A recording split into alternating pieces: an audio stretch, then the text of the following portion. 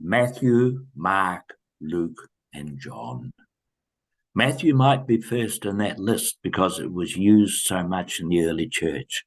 But more and more we've come to realize that Mark is the earliest of the Gospels and was basic for the writing of Matthew and of Luke. The beginning of the Gospel of Jesus the Christ, the Son of God. Each of those terms, so important. The Gospel, the good news. How is Jesus Messiah, the anointed one? The only anointing we get, of course, is that wonderful story of the woman who anoints him at the end in preparation for his burial. Wow, what kind of Messiah is this?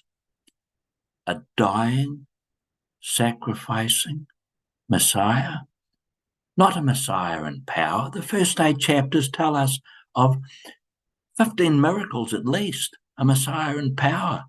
Then we get the 2 chapters of that journey to Jerusalem, where the disciples don't get it. 3 times, Peter, all the group arguing about who's the greatest among them, and then James and John. Service, self-giving. This is the message of who Jesus the Christ, the Son of God, is. The one who gives his life for others.